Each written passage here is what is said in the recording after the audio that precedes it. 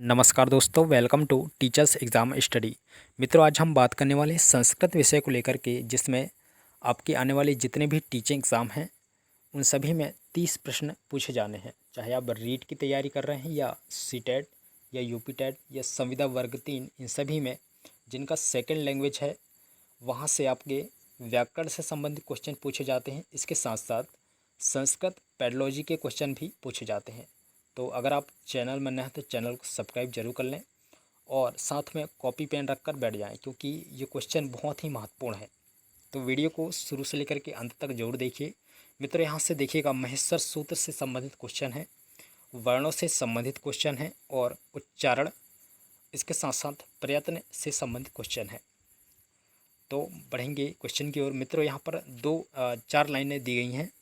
इन 4 लाइनों को आपके लिए मैं पढ़ना चाहूँगा। शौक को कभी पाला नहीं जाता, कांच के खिलौनों को कभी उछाला नहीं जाता, मिल जाती है मंजिल कोशिश करने पर, हर बात को किस्मत पर टाला नहीं जाता। मित्रों, पहला क्वेश्चन दिया गया है, प्रत्याहार संज्ञा विधायकम सूत्रम अस्ति। मित्रों, प्रत्याहार संज्ञा विधायक का सूत्र है, तो कौन सा सूत्र है? अगर आपने संस्कृत डिटेल में पढ़ा है तो सही उत्तर आप दीजिएगा। इसका सही उत्तर है मित्रों, आदिरंत्येन संहिता। अगर हम इसे संधि विच्छेद करेंगे तो आदि धन अंत्य होता है। तो यहाँ पर सा ऑप्शन सही उत्तर हो जाएगा साथियों। और इसके बारे में एक और फैक्ट मैं आपको बता दूं मित्रों, यहाँ पर प्रत्याहार की संख्या पूछी जाती है। अगर आप जानते हैं तो कमेंट बॉक्स में ज़रूर बताइएगा। तो मित्रों, प्रत्याहारों की संख्या होती है 42, याद रखिएगा। वैसे तो 44 होती है, क्योंकि अम गण नम इस प्रकार से जो वर्ण होते हैं उनको अगर मिलाया जाए तो 44 होती है, लेकिन अधिकांश जो है यही सही उत्तर माना गया है। तो 42 यहाँ पर सही उत्तर है। प्रत्याहारों की संख्या जो होती है मित्रों 42 होती है। अगला क्वेश्चन, संयोग संज्ञक पद्म अस्ति। तो मित्रों, यहाँ पर संयोग संज्ञक जो पद कौन सा है यहाँ पर देखिएगा। मित्रों, यहाँ पर संयोग संज्ञक पद है द्वारम में। तो देखिएगा, यहाँ पर जो सूत्र पूछा जाता है संयोग संज्ञक का सूत्र कौन सा है, तो याद रखिएगा हलोंत्रा संयोग, ये सूत्र है जिसमें स्वर और व्यंजन इन सभी के संयोग से संयोग संज्ञक पद बनता है। तो द्वारम में संयोग संज्ञक पद है। ऑप्शन नंबर बा यहाँ पर सही उत्तर हो जाएगा साथियों। अगला क्वेश्चन है, प्रक्रिया दशायाम तु अकारः। तो देखिएगा, प्रक्रिया दशा के अंतर्गत कौन कौन से किस प्रकार से वर्ण आते हैं, तो देखिएगा यहाँ पर सही उत्तर है विवृतमेव वर्ण। मित्रों, ये विवृतमेव, संवृतमेव और स्पष्टमेव ये स्वर वर्णों के अंतर्गत आते हैं। एक प्रकार से ये कह सकते हैं कि स्वरों के ये प्रकार हैं। तो यहाँ सही उत्तर हो जाएगा ऑप्शन नंबर बा। अगला क्वेश्चन है, पाणिनि शिक्षानुसारेण संस्कृत भाषायाम वर्णा। मतलब पाणिनि शिक्षा के अनुसार संस्कृत भाषा में वर्ण कितने हैं? तो देखिएगा, यहाँ पर सही उत्तर है मित्रों 63 चतुष्षष्ठीवा। मतलब 63 और 64 पाणिनि शिक्षा के अनुसार संस्कृत भाषा में वर्ण दिए गए हैं। तो किस प्रकार से 63 और 64 होंगे मित्रों? यहाँ पर देखिएगा, अच, इनके अनुसार अच की संख्या है 21 और 22, और हल जो कि 42 हैं। मित्रों, अच जो है स्वरों को कहा जाता है और हल व्यंजनों को कहा जाता है। तो इन सभी को अगर मिलाया जाए तो मित्रों 63 और 64 वर्ण होते हैं। ऑप्शन नंबर यहाँ पर डी सही उत्तर हो जाएगा साथियों। अगला क्वेश्चन, महेश्वर सूत्रेषु अंतिम वर्णस्य का संज्ञा भवति। महेश्वर सूत्र का अंतिम वर्ण का संज्ञा होता है, तो क्या होता है मित्रों? यहाँ पर देखिएगा, सही उत्तर है इत संज्ञा होती है। ऑप्शन नंबर बा यहाँ पर सही हो जाएगा साथियों। अगला क्वेश्चन, अमगणनाम नासिका। तो देखिएगा, यहाँ पर सही उत्तर है ऑप्शन नंबर आ सही उत्तर हो जाएगा साथियों। नासिका, अमगणना नाम नासिका, मतलब यहाँ पर उच्चारण स्थान पूछा गया है। ऑप्शन नंबर आ यहाँ पर सही उत्तर है। अगला क्वेश्चन, तालु इत्याद्य उच्चारण स्थानेषु अधोभागे निष्पन्न स्वरा। मतलब जो तालु जो वर्ण होते हैं मित्रों, उनका उच्चारण स्थान क्या होता है? जैसा कि आपने सूत्र पढ़ा होगा, इचु यशा नाम तालु। तो देखिएगा यहाँ पर जो भाग दिया गया है मित्रों, अधोभागेन निष्पन्न स्वरा, तो कौन से भाग में ये स्वर उत्पन्न होते हैं? तो देखिएगा अनुदात स्वर यहाँ पर सही उत्तर हो जाएगा साथियों। ऑप्शन नंबर बा यहाँ पर सही उत्तर है। अगला क्वेश्चन, कस्य वर्णस्य दीर्घो भाव, कौन सा वर्ण में दीर्घ भाव होगा? तो देखिएगा यहाँ पर सही उत्तर है री में दीर्घ भाव होगा साथियों। ऑप्शन नंबर द यहाँ पर सही उत्तर है। लकारस्य यहाँ पर सही उत्तर है। अगला क्वेश्चन, संस्कृत भाषायाम कति स्पर्शा, तो मित्रों संस्कृत भाषा में कितने वर्ण स्पर्शों के अंतर्गत आते हैं? तो देखिएगा यहाँ पर सही उत्तर है पंचविंशति, यानी संस्कृत भाषा में स्पर्श वर्णों की संख्या पूछी जाती है, तो यहाँ पर 25 यहाँ पर सही उत्तर हो जाएगा साथियों। अगला क्वेश्चन, सल, देखिएगा सल वर्णों के अंतर्गत कौन कौन से वर्ण आएंगे? सल एक प्रत्याहार है मित्रों, याद रखिएगा। और सल प्रत्याहार के अंतर्गत कौन कौन से वर्ण हैं? जैसे कि देखेंगे ये शक्कर वाला सा है, षटकोण वाला सा है और सरौते वाला सा है, और अंत में हा। मतलब ये 4 वर्ण हैं जो कि सल प्रत्याहार के अंतर्गत आते हैं, और इन्हें ऊष्म वर्ण भी कहा गया है। तो ऊष्माण यहाँ पर सही उत्तर हो जाएगा।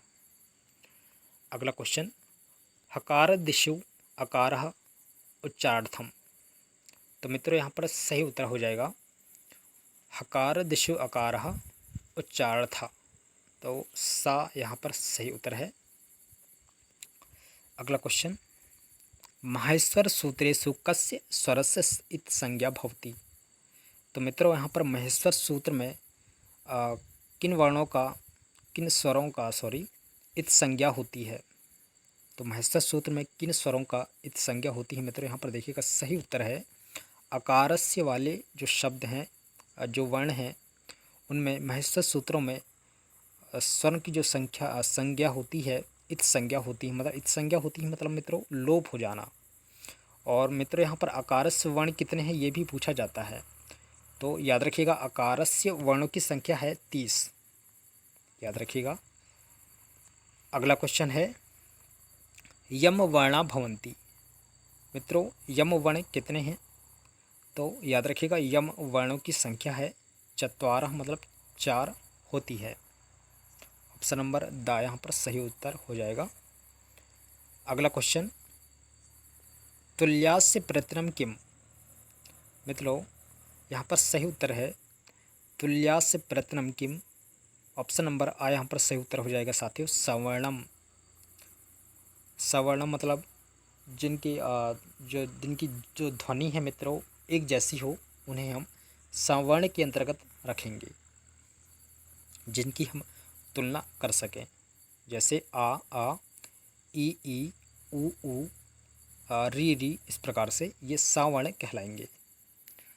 अगला क्वेश्चन, पकारत पूर्व अर्ध विसर्ग प्रयोग कथ्यते, तो मित्रों जैसा कि आप जानते हैं कि पकारत पूर्व इसका जो पहचान है मित्रों, जिनके आधा विसर्ग होता है और ये पाफा से शुरू होते हैं, तो इनकी संख्या भी पूछी जाती है मित्रों। इनकी संख्या 2 है, जिन्हें उपधमानी वर्णों के अंतर्गत रखा गया है।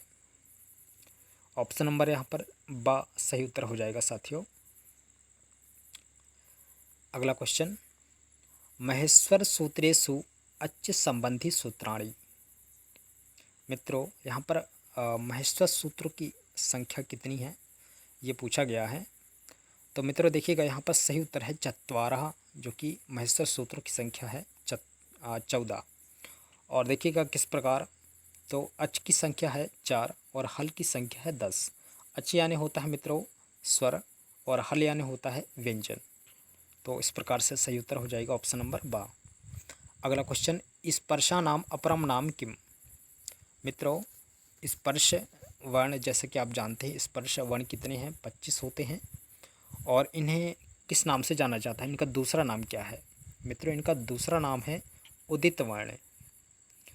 तो ऑप्शन नंबर, जैसे कि उदित वर्ण किन्हें कहेंगे मित्रों, जैसे कि आपने अगर डिटेल में पढ़ा होगा तो कु, चु, टू, तू, पू, इस प्रकार से जो उदित ऐसे वर्ण होते हैं उन्हें उदित वर्ण कहा गया है।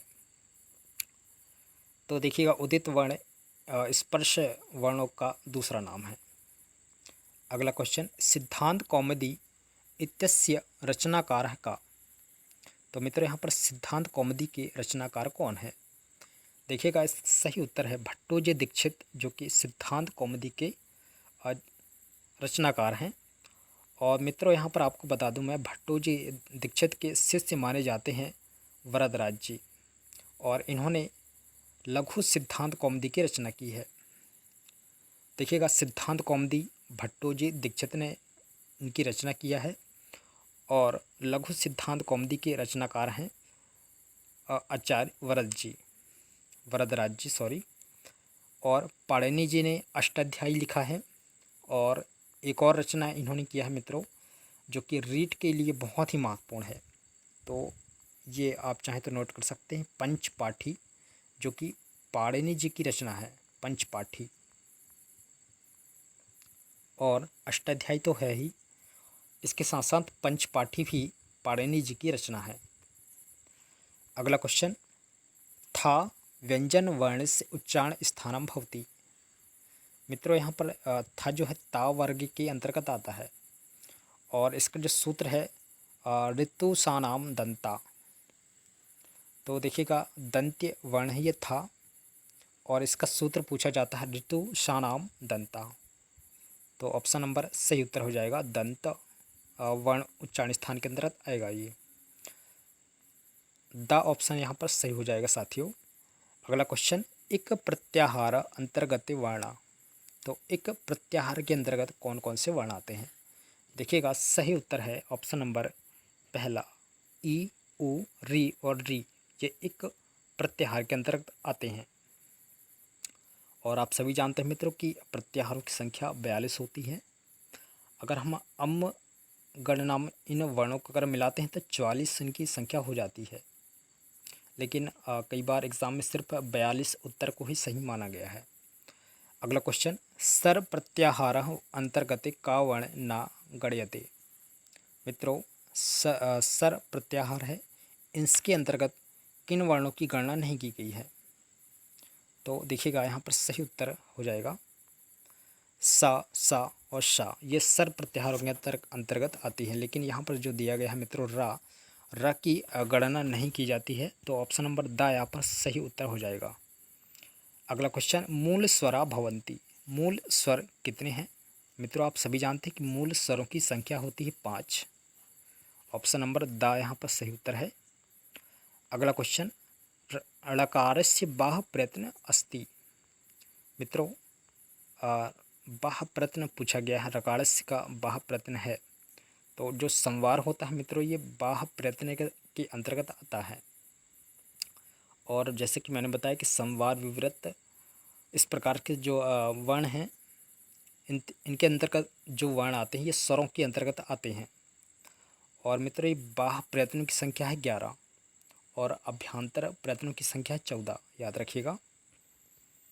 अगला क्वेश्चन, या वर्णस्य प्रयत्ना वर्तन्ते। तो या वर्णों के अंतर्गत कौन कौन से प्रयत्न होते हैं? तो देखिएगा, तालु होता है, ईसत स्पृष्टम होता है, संवार होता है, नाद होता है, और घोष होता है। तो इस प्रकार से ऑप्शन नंबर बा सही उत्तर हो जाएगा साथियों। अगला क्वेश्चन, तालु स्थानीय वर्ण संति। तो देखिएगा, तालु जो कि वर्ण होते हैं, इनका स्थान किस प्रकार से होगा? देखिएगा, यहाँ पर आपने सूत्र पढ़ा है इचु यशा नाम तालु, मतलब इनके अंतर्गत कौन कौन से वर्ण आने हैं।